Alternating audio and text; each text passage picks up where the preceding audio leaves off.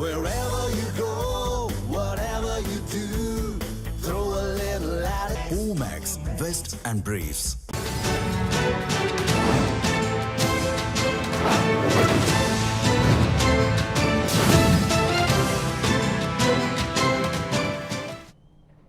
வணக்கம் நேயர்களே.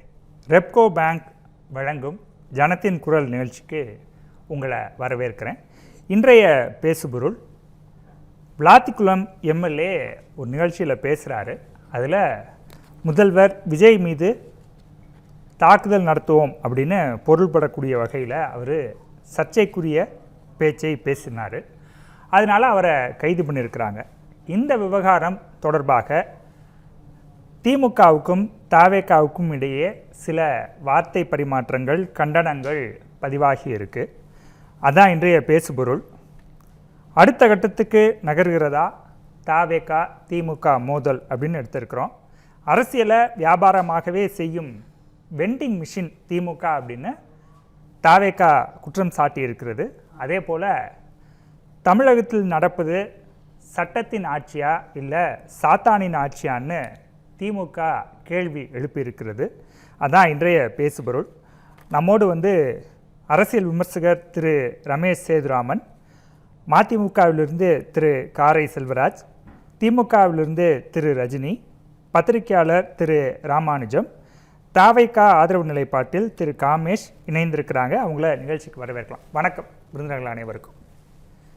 திரு ரஜினி, ஒரு முதல்வர் மேலே தாக்குதல் நடத்துவோம் அப்படின்னு ஒருத்தர் சொல்கிறாரு. அவர் கைது பண்ணியிருக்கிறாங்க. இப்படி பேசுகிறவங்கள்ட்ட இதுக்கு மேலே என்ன நடவடிக்கை எடுக்க முடியும், என்ன வாய்ப்பு இருக்குது? முதலமைச்சருக்கே ஒரு மிரட்டல் விடுக்கிற வகையில் ஓப்பன் ஸ்பேஸில் பேசுகிறாரு. அவரை இதுக்கு மேலே என்ன பண்ணணும்? இந்த நடவடிக்கைக்கு மேலே அவர் மேலே என்ன எடுக்க முடியும்னு நினைக்கிறேன்? எப்படி அணுக முடியும் அவரை? எம்ஜிஆர் திமுகவை விட்டு பிரிந்து சென்ற போது மாநில அமைப்பாளராக நியமிக்கப்பட்டவர் கே கிருஷ்ணசுவாமி அவர்கள். அவர் எம்ஜிஆரை ஸ்டேஜில் வச்சுட்டே பேசினார். எம்ஜிஆர் ஆணையிட்டால் கருணாநிதியினுடைய தலையை கொண்டு வருவேன். அன்னைக்கு ஆட்சியில் இருந்தது திமுக. ஒரு சின்ன வழக்கு கூட அவர் மேலே போடலை. ஏன்னா இங்கேருந்து பிரிந்து செல்பவர்கள் பேசுகின்ற போது அப்படிதான் பேசுவார்கள் என்று பெருந்தன்மையோடு, பெருந்தன்மை என்று சொல்வதை விட காவல்துறையை நாம் தவறாக பயன்படுத்தக்கூடாது, நம்மீது ஏவப்படுகிற ஏவலுக்கெல்லாம் காவல்துறையை நாம் பயன்படுத்தக்கூடாது என்ற ஒரு நல்லெண்ண அடிப்படையில் அன்றைக்கு எங்கள் தலைவர் செயல்பட்டார். இன்றைக்கு இது விளாத்திக்குளம் சட்டமன்ற உறுப்பினர் அண்ணன் மார்க்கண்டேயன் அவர்கள் காலங்காத்தால் அவரை போய் வீடு புகுந்து கைது செய்திருக்கிறார்கள் என்றால் இதற்கு காரணம் ஒன்னே ஒன்று தான் சார். ஏடிஎம்கேல இருக்கிற எம்எல்ஏக்களை விலை கொடுத்து வாங்கி விடலாம். இவர்கள் நடத்துகிற குதிரை பேரம் திமுகல யாரும் வரல. அப்ப இவர்கள் மீது என்ன பண்ணலாம்? இது ஒரு பயத்தை காட்டலாம், கைது பண்ற மாதிரி ஒரு பயத்தை காட்டலாம். கைது பண்ணி சிறையில், அதாவது கைது பண்ணி யாரையும் உள்ள அனுமதிக்காத அளவுக்கு என்ன அப்படி விசாரணை நடந்து கொண்டு இருக்கிறது? போட்டது டிஃபமேஷன் கேஸ், அதுல வீடியோ ப்ரூஃப் இருக்கு. நீங்க விசாரணை என்ற பேர்ல வழக்கறிஞரை கூட உள்ள விடாம நீங்க தடுத்து இருக்கீங்க. அவருக்கு கொடுக்கிற மருந்து கூட உள்ள போல. அப்போ இப்படியெல்லாம் ஒரு கொடுங்கோல் ஆட்சியாக இன்றைக்கு மாறி வருகிறதா தவேகா அரசாங்கம்? இன்றைக்கு தவேகா அரசாங்கம் காவல்துறையை தவறாக பயன்படுத்துகிறது. காவல்துறை தான் கொன்று குவித்தது என்று ஆதவர்ஜுனா பேசினார். காவல்துறை அதிகாரிகள் அதுக்கு வெகுண்டெழுந்து அவரை கைது பண்ணியிருக்கணும். உங்களை பத்தி தான் அவர் சொல்றாரு. காவல்துறை கொன்று குவித்தது கரூர்லன்னு சொல்லி இருக்காரு. அவரோட அப்படி பேசுபவர்கள் எல்லாம் விட்டு இன்றைக்கு வேண்டும் என்று அண்ணன் அந்த பகுதியை அந்த பகுதியை குறி வச்சு டார்கெட் பண்றாங்க. அந்த தூத்துக்குடி மாவட்டம்ன்றது ஏனோ தெரியல. இன்னைக்கு தூத்துக்குடியில் ஏதாவது இவங்களுக்கு வேலை ஆகாது, இவங்க எல்லாம் தடுக்கிறாங்களான்னு தெரியல. தூத்துக்குடி மாவட்டத்தை இதற்கு முன்னாடி முன்னாள் அமைச்சர் இவர் அனிதா ராதாகிருஷ்ணன் அவர்களை கைது செய்தார்கள். அதே போல அண்ணன் விளாத்திக்குளம் சட்டமன்ற உறுப்பினர் இன்றைக்கு அண்ணன் மார்க்கண்டேயன் அவர்கள் இது கைது செய்யப்பட்டு இன்றைக்கு யாருமே உள்ள விடல. வெளியில போராட்டம் பண்றவங்க மேலேயும் ஒரு வழக்கு போட்டு அவங்க கைது பண்றீங்கன்னா, இன்றைக்கு தமிழ்நாடு போராடக்கூடாது, உங்களை பத்தி பேசக்கூடாது, நீங்க பண்ற தப்ப மறைப்பதற்காக மடைமாற்றும் செயலாக இன்றைக்கு இந்த டேக் டைவர்ஷன், ஒரே ஒரு வார்த்தை சொன்னா டேக் டைவர்ஷன். ஒரே ஒரு கேள்வி சார், நீங்கள் முதலமைச்சருடைய பெர்ஃபார்மன்ஸை விமர்சனம் பண்ணுங்கள், அவர் பத்திரிகையாளர்களை பார்க்க மாட்டார்னு சொல்லுங்கள், இந்த திட்டம் சரியில்லைன்னு சொல்லுங்கள், இதில் முறைகேடுன்னு சொல்லுங்கள், அரசை விமர்சிங்க, அதில் எந்த பிரச்சனையும் இல்லை. தனிப்பட்ட முறையில் உங்கள் மேலே தாக்குவோன்னு சொல்கிறதும் நீங்கள் சொல்கிறதும் எப்படி சார் பொருத்தமாக இருக்கு? சார், ஒரு திமுக தொண்டனும் தன்னுடைய துறையை சரியா சட்டமன்றத்தில் பேசுவீங்க, அப்பாவை எங்க காணோன்னு ஏளனமா பேசுவீங்க, திமுக தொண்டர்கள் அனைவரும் நாகரிகமாக, சார் நாகரிகம் முக்கியம் தான் சார். ஒரு சில நேரத்துல நாகரிகம் என்பது அந்த உணர்வு வெளிப்படக்கூடிய வேலையில அது கொஞ்சம் அவங்க பேசிடுறாங்க. அது உண்மையாகவே அவங்க அதாவது அவங்க மாத்திக்கணும். அதுக்குன்னு சொல்லிட்டு ஏதோ ஒரு கொலை குற்றவாளி போல காலங்காத்தால நீங்க போய் வெளியே போய் நின்னுட்டு நீங்க வந்தாகணும்னு சொல்லிட்டு ஒரு நாள் ஃபுல்லா யாருமே சந்திக்க விடல சார். என்னோட கேள்வி, நீங்க அவரை கைது பண்ணிட்டீங்க, சிறைக்கு அதாவது இதுக்கு கொண்டு போயிட்டீங்க, ஜெயிலுக்கு கொண்டு போயிட்டீங்க, அதாவது இது காவல் நிலையத்துக்கு கொண்டு போயிட்டீங்க. காவல் நிலையத்துக்கு கொண்டு போறப்போ அவருடைய வழக்கறிஞர் அவரை பார்க்கணும், அதுக்கு அனுமதிங்க. அவருக்கு மருந்து கொடுக்கணும், அதுக்கு அனுமதிங்க. அப்புறம் அவர் எதுக்குமே அனுமதிக்க மாட்டோம், யாரு வந்தாலும் உள்ள அனுமதிக்க மாட்டோம்ன்றது இங்க இருக்கிற காவல்துறையினர். அதே மாதிரி அந்த எஸ்பி தான் இவர்கிட்ட முன்னாள் அமைச்சர்கிட்ட நீங்க தாவேக்கால சேரணும்னு சொல்லி இருக்காரு. அதே எஸ்பியை வச்சு இன்னைக்கு கைது செய்திருக்கிறார்கள். இன்னைக்கு இவர்கள் எல்லாம் உள்ள கொண்டு போய் அடைத்து வைத்து நீங்க தாவேக்கால ஜாயின் பண்ணணும் அப்படின்னு போலீசாரால் தாவேக்காவுடைய, நான் இது ஓபனா சொல்றேன், சிஎம்ல இருந்து எல்லாரும் இவங்களுக்கு ஒரு அசைன்மெண்டா தந்து இந்த அசைன்மெண்ட்டை செய்து கொண்டிருக்கிறார்கள். இதுக்கு திமுக எமர்ஜென்சியை பார்த்த கட்சி. அதனால இதுக்கெல்லாம் பயந்து போய் நாங்க தாவேக்கால ஜாயின் பண்ணி, அதாவது எங்களுடைய பதவிகளை ராஜினாமா செய்துவிட்டு தாவேக்கால ஜாயின் பண்ற அளவுக்கு திமுக ஒரு சட்டமன்ற உறுப்பினர் இல்ல, சாதாரண தொண்டன் கூட அந்த மாதிரி போக மாட்டான். நீங்க அதிமுகவினரை அதாவது விலை கொடுத்து வாங்கி விடலாம். ஆனா திமுகவை பொறுத்தவரையில திமுக இருக்கக்கூடிய சட்டமன்ற உறுப்பினர்களை இந்த மாதிரி கைது செய்வது என்பது கண்டிக்கத்தக்கது. இதை தாவேக அரசாங்கம், இது ஜனநாயக நாடு. நீங்க அவரை பத்தி எது பேசினாலும் கைதுனா சார், நீங்க இன்னைக்கு அவர் பேசிட்டாருன்னு சொல்றீங்க, ஒரு சாதாரண பதிவு போட்டா கூட நாளை காலைல கைது.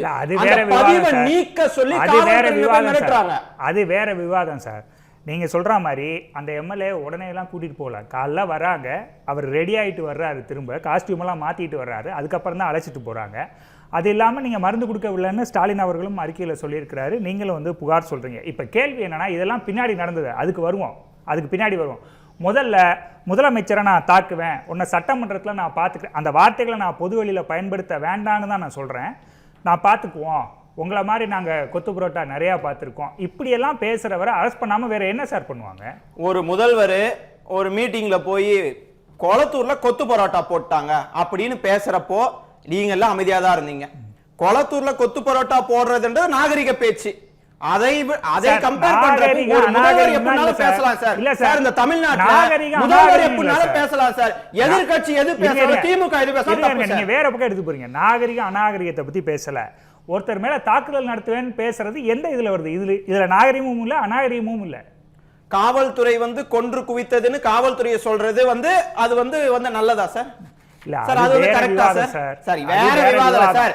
யார் எது பேசினாலும் தப்புன்னு சொல்லுங்க, யார் எது பேசினாலும் தப்புன்னு சொல்லுங்க. காவல்துறை கொலைகாரர்கள் சொல்றாரு அவரு, நீங்க அவரெல்லாம் நீங்க அப்படி சொல்றதா சார்? அது வேற விவாதம். சரி, ஓகே, உங்க பாயிண்ட்க்கே வரேன். இன்னைக்கு ஸ்டாலின் அவர்கள் சொல்றாரு, காவல்துறையில் அதாவது ஆட்சியில் இருப்பவர்களின் மனதை குளிர்விப்பது காவல்துறை பணி அல்ல, தேர் வில் பி கான்சிக்வென்சஸ் சொல்றாரு. இது என்ன சார்?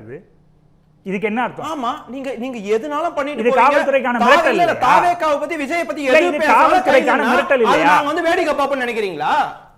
காவல்துறைக்கான மிரட்டலா இல்லையா இது? களத்துல இறங்கி போராடுவோம், போராடுங்க. அதே அதுக்கெல்லாம் நீங்க பாட்டு கைது பண்ணிட்டு இருப்பீங்க, மிரட்டுவீங்க, அதுக்கெல்லாம் வாய மூடிட்டு இருக்கணுமா?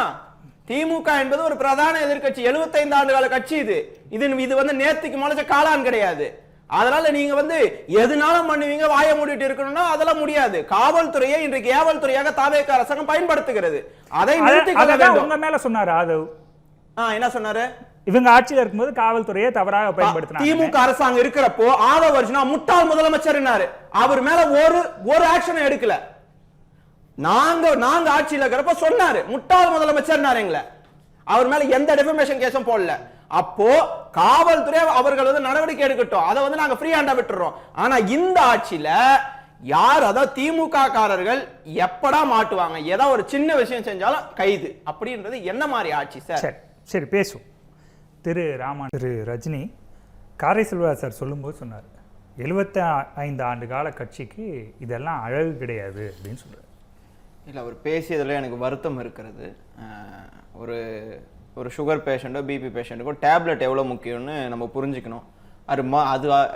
அவர் போகிற போக்கில் சொன்னார், மருந்து எடுத்துகிட்டு போகிறதெல்லாம் ஒரு இதுவா, அதெல்லாம் சும்மா ரீசன்ன்ற மாதிரி சொன்னார். அதை என்னால் ஏற்றுக்கொள்ள முடியாது. சுகர் பேஷண்ட்டுக்கும் அந்த பிபி பேஷண்ட்டுக்கும் ஒரு வேளை மருந்து தவறுனா கூட என்ன ஆகும்னு வந்து மருத்துவர்கள்கிட்ட அவர் கேட்டு தெரிஞ்சுக்கினா நல்லா இருக்கும்னு நினைக்கிறேன் சார். இவர்கள் பேசாத பேச்சா அப்படின்னு சொல்லிட்டு திமுக பேசியதை திமுக வந்து ஒரு பெரிய தப்பு செஞ்சிருச்சு அப்படின்னாரு. கொளத்தூர்ல நடந்த ஒரு மீட்டிங்ல விஎஸ் பாபு வந்து பேசுறாரு, நானும் ஆதவ அர்ஜுனாவும் இங்கே நிக்கிறோம், எவன் வரீங்களோ வாங்கடா ஒத்தைக்கு ஒத்தை, அந்த மாதிரி பேசுறது சரியான பேச்சு. ஒரு சட்டமன்ற உறுப்பினர் மே 4ஆம் தேதி ரிசல்ட் வருது, மே 5ஆம் தேதி பட்டாக்கத்தில கேக் வெட்டுறாரு. அந்த வீடியோ சமூக வலைதளங்கள்ல முழுமையா பரவுச்சு. பட்டாக்கத்தில கேக் வெட்டுற சட்டமன்ற உறுப்பினர் மீது ஒரு வழக்குகள் பதியப்பட்டிருக்கிறதா, பட்டாக்கத்தில் ஒரு கேக் வெட்டி இருக்காரு. அப்போ சட்டம் எல்லாருக்கும் சமம், எல்லார் மேல நடவடிக்கை எடுக்கணும். பட்டாக்கத்தில கேக் வெட்டின அந்த எம்எல்ஏவை இன்னும் நீங்க கைது பண்ணி சிறையில் அடைச்சிருக்கணும். அதெல்லாம் நீங்க பண்ணாத, நீங்க ஒரு டிஃபமேஷன் கேஸ், அம்மையார் ஜெயலலிதா இருந்தப்போ தலைவர் தளபதி அவர்கள் மீது மட்டும் 40 கேஸ் போட்டாங்க, எதிரையும் வந்து கைது நடவடிக்கைலாம் எடுக்கல. பொதுவாக டிஃபமேஷன் கேஸ்ன்றது பொதுவாக எல்லா ஆட்சி காலத்திலும் போடப்படுகிற ஒரு இது, அதாவது ஒரு வழக்கு தான். திமுக ஆட்சியிலையும் திமுகவை இழிவாக பேசிய அதிமுகவை சேர்ந்தவர்கள் மீதெல்லாம் ஒரு டிஃபமேஷன் கேஸ் இருந்தாலும் அவர்கள் மேல வந்து ஒரு பெருசா வந்து நடவடிக்கை என்பது எடுக்கப்படலை. இன்னைக்கு அவர் வந்து பேசுறார், துப்பாக்கி முனையில் என்னை மிரட்டி இருக்கிறார்கள், அதையும் இங்க இருப்பவர்கள் அவர் பொய் சொல்லி இருப்பார், அது வந்து எப்பயுமே நடக்கிறதா அப்படின்னாலும் அவர் உயிருக்கு அச்சுறுத்தல் இருக்கிறது என்பதை அவர் வெளிப்படையாக வந்து பேசி இருக்கிறார். அவர்களை காவல்துறையினர் அதாவது தடுத்து கூட்டு போறாங்க உள்ள. அப்படி ஒரு வந்து நடக்குகின்ற போது ஒரு மனிதாபிமானத்தோடாவது இவர்கள் பேச வேண்டும். துப்பாக்கி முனையில் என்னை மிரட்டி இருக்கிறார்கள் சொல்றாருன்னா அதுல ஏதோ ஒண்ணு இருக்கு. இப்படி மிரட்டி ஒரு திமுக காரர்களை அடிப்பணிய வைக்க வேண்டிய தேவை இன்றைக்கு தாவேகாக்கு இருக்கிறது. ஏன்னா இடைத்தேர்தல் வருது, அதிமுகவை காலி பண்ணிட்டு வரோம், நமக்கு இருக்கிற ஒரே எதிரி திமுக தான், திமுக எதுவுமே பண்ண முடியலன்னா கைது பண்ணலாம் அப்படின்ற ஒரு ஸ்ட்ராட்டஜிக்கு வர்றப்போ இவர்கள் தோல்வி அடைந்திருக்கிறார்கள். எதுவுமே பண்ண முடியல, கைது பண்றோம்னா போய் கைது பண்ணாங்க. நீங்க எலும்ப உடைப்பேன்றனால கைது பண்ணாங்க. பட்டாக்கத்தில கேக் கட்டற ஏன் சார் கைது பண்ணல? பட்டாக்கத்தில கேக் கட்டற ஏன் கைது பண்ணல? ஸ்ரீவைகுண்டம் எம்எல்ஏ மேல பாலியல் குற்றம் ஒரு பெண் வந்து சுமத்தி இருக்கிறார்கள். அந்த பெண்ணை கட்சி விட்டு நீக்கிறீங்க. புசி ஆனந்த் வந்து காசு வாங்குறாருன்னு சொல்லிட்டு ஒரு பெண் சொல்லி இருக்காங்க, புசி ஆனந்த் மீது நடவடிக்கை இல்லை, அந்த பெண்ணை வந்து கட்சியில இருந்து நீக்கிறீங்க. இது நீங்க பண்ணா அது சரி. திமுக ஏதாவது ஒரு வார்த்தை பேசிட்டா தப்புன்னா இது ஜனநாயக நாடு, சட்டம் எல்லாருக்கும் ஒண்ணா இருக்கணும். நீங்க உங்க எம்எல்ஏவை பாதுகாக்கிறீங்க, உங்க எம்எல்ஏ என்ன தப்பு பண்ணாலும் பரவாயில்ல. திருச்சியில ஒரு தாவேக வேட்பாளர் சொல்றாரு, தேர்தல் முடிஞ்சிட்டு அவர் வந்து தோத்துட்டாரு, அதாவது நாங்க காசு கொடுத்தோம், காசு கொடுத்தா ஓட்டு வாங்கன்னு சொல்லி இருக்காரு, அவர் மீது நடவடிக்கை எடுங்க. அதெல்லாம் குற்றம் கிடையாது சார். திமுக காரர்கள் ஸ்டேஜ்ல எது பேசினாலும் அது தப்பு சார். குற்றமே செய்தாலும் தாவேகா காரர்களை ஒண்ணுமே பண்ண மாட்டோம். வேம்புலி எங்க இருக்காரு? ஒரு பெண்ணுக்கு பாலியல் தொந்தரவு வந்து தந்தாரு, ஆலந்தூர் பகுதி செயலாளர் வேம்புலி இன்னைக்கு சுதந்திரமா சுத்தி நிற்கிறாரு. அந்த மாதிரி ஆட்களை தாவேகா அரசு பாதுகாக்கிறது. திமுக எது பேசினாலும், சட்டமன்ற உறுப்பினர் பேசினாலும் கைது, முன்னாள் அமைச்சர் பேசினாலும் இது வந்து கைது. குற்ற சம்பவம் எதுவும் இல்ல, நாங்க பேசுறோம், பேசினால தப்புன்னா பேச்சு சுதந்திரம் இந்த தாவேகா அரசாங்கத்தில் பறிக்கப்பட்டு கொண்டு இருப்பது என்பதை தமிழ்நாட்டு மக்கள் பார்த்து கொண்டிருக்கிறார்கள். இல்ல ஒரே ஒரு கேள்வி ரஜினி, பேச்சு சுதந்திரம் பறிக்கப்படுகிறதுன்னு சொல்றீங்க, சுதந்திரம் இருக்குங்கிறதுக்காக என்ன வேணாலும் பேசலாமா? சுதந்திரம் இருக்குன்றதுனால பட்டாக்கத்தில கேக் வெட்டலாம், பாலியல் தொந்தரவு தரலாம், கொலை பண்ணலாம்,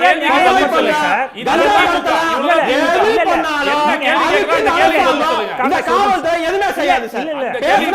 நீங்க வேற பக்கம் டைவர்ட் பண்றீங்க. நான் என்ன கேக்குறேன், அதெல்லாம் சரி, நான் வேற பக்கம் டைவர்ட் பண்ணல. இருங்க, ஒரு டைவர்ட் பண்ணல, ஒரு நிமிஷம். ஏதாவது நடவடிக்கை நான் சொல்ற கேள்வி நீங்க தான் பதில் சொல்ல போறீங்க. நான் சொல்ற கேள்வியை வாங்கிக்கங்க. இப்ப யாருமே பட்டாக்கத்தில கேக் வெட்டுறது சரி, பாலியல் வன்கொடுமை செய்யறது சரி, ஒரு பெண்ணை தொடர்ந்து சரி அப்படி எல்லாம் சொல்லல. அதையெல்லாம் காமிச்சு இதுவும் நியாயம் தான் நார்மலைஸ் பண்ணாதீங்க. அதுக்கு ஏதாவது நடவடிக்கை எடுத்திருக்கீங்களான்னு கேக்குறேன். நான் கேக்குறது இந்த டிஃபமேஷன் கேஸோட ஒரு படி மேல, அதெல்லாம் அதுக்கு ஏதாவது நடவடிக்கை எடுத்திருக்கீங்களா? தொட்டவங்களே விட மாட்டேன், தொட்டா விட மாட்டேன், தொட்டவங்களே விட மாட்டேன் டைலாக் பேசுறீங்களே சார், இதுக்கெல்லாம் நடவடிக்கை எடுத்திருக்கீங்களா கேக்குறேன். சட்டம் எல்லாருக்கும் சமம்னு சொல்லி பேசுறீங்களே. நான் சொல்ல வர்றது ஒன்னே ஒண்ணுதான் சார், தாவேகா அரசாங்கம் ஒருதலை பட்சமாக செயல்படுகிறது. தன்னுடைய நிர்வாகிகள் எது செய்தாலும் அது சரி, குற்ற சம்பவமே செய்தாலும் சரி சார். அதாவது திமுக காரர்கள் ஸ்டேஜில் ஏதாவது பேசிட்டாங்கன்னா அது தப்பு சார். அப்படி இருப்பதை என்னால் ஏற்றுக்கொள்ள முடியாது. நீங்க இங்க கைது பண்றீங்க, அங்கே கைது பண்ணுங்க. இவர் பண்ணது தப்பு சார், ஆமா தப்பு சார். நீங்க வந்து அந்த சைடு ஏன் சார் அந்த நடவடிக்கை எடுக்கல? தமிழ் ஜனம் சேனலை சப்ஸ்கிரைப் பண்ணாம பார்த்துட்டு இருந்தீங்கன்னா மறக்காம சப்ஸ்கிரைப் பண்ணிடுங்க.